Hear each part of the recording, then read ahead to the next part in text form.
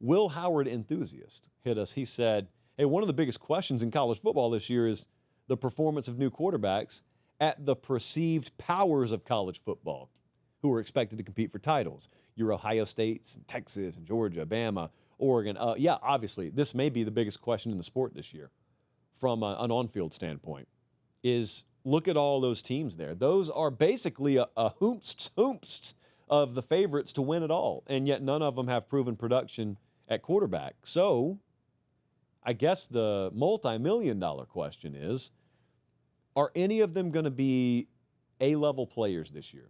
Now, my theory on this show has always been if you're a new quarterback, it's very possible that you could be instantly elite. You could just instantly be a Heisman contender, All-American. That's possible. It's far more likely you're going to have a lot of ups and downs. You're going to be inconsistent because that position's really hard to play, even if you are experienced. It's very, very, very hard to play if you're not. So I've always said, give me a first-year starter at quarterback. I am going to assume the best of them are going to play at a B level for me.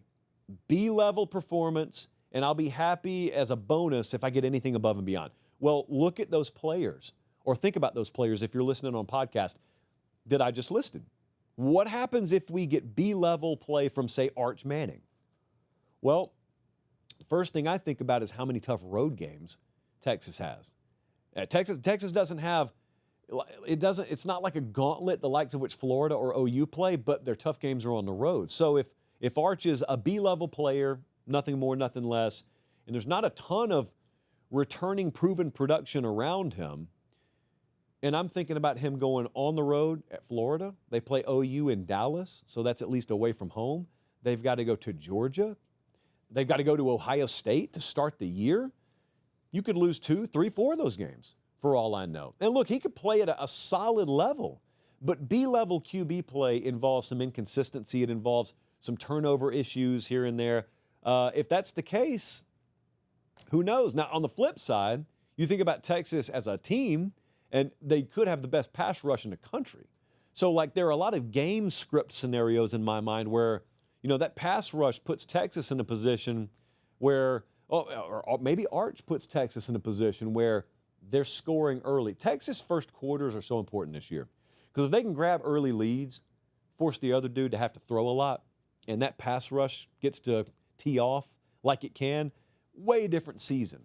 First quarters for Texas, very important this year. Ohio State and Oregon, obviously, we're calling Dante Moore a first-year starter. I know he started at UCLA, but we're calling him a first-year starter, and certainly Julian Sayin at Ohio State fits the same description. So let's go with the working theory there. B-level play from them. Hey, quick timeout. Check and see if you're subscribed to the channel. If you're not, make sure you do. It's free. It doesn't obligate you or sign you up for anything. It just helps us keep the channel free. All right, back to the show. B-level play. Is that good enough? Is that good enough for Ohio State or Oregon to win the Big Ten? I don't think they play each other in the regular season. Is that good enough for them to meet in the Big Ten title game? Or I know a team with a ton of returning production at quarterback that plays both of them. That's Penn State. Isn't the lack of returning production for Ohio State and Oregon sort of part of the reason people are high on Penn State? I'll tell you, for me, that's baked into my theory on Penn State. I'm going to talk about them a little bit later in the show. But Dante Moore going into Happy Valley, week 5, I think it is. Tough. Penn State, we had a bold prediction on the show the other night. What if Penn State rushes for 200 against Ohio State? Well, if they do that, and Julian Sayin goes off, it probably still equals an Ohio State win. But if Julian Sayin is inconsistent, you know, let's say they spot Penn State a 10-0 lead like they did in last year's game. Maybe it's a different outcome. And it's the same down in the SEC. Bama, Ty Simpson, first-year starter. Georgia, Gunnar Stockton, first-year starter. I kind of view these guys, whether I'm right or wrong about this, I view those guys and I say, all right, if you guaranteed me B-level quarterback play from either one of them right now, would those fan bases accept it? Would you roll the dice or would you take the guaranteed B-level play? Translation, do you trust the team built around them? And whether it's Bama or Georgia, there's a lot of uncertainty around them. Talent, yes, but a lot of uncertainty around them. They play each other in Athens this year. I'm just interested like what the identities end up being of Alabama or Georgia this year. And also, take all that, throw that in a blender.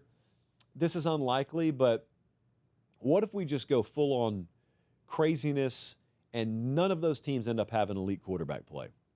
Well, that's how a team like Texas A&M makes a run to the national title. That's how like Nebraska ends up winning 10 or 11 games. That's just how all kinds of crazy stuff could end up happening. Because if none of the big boys have A-level quarterback play, you're talking about an anomaly, the likes of which we rarely see in college football.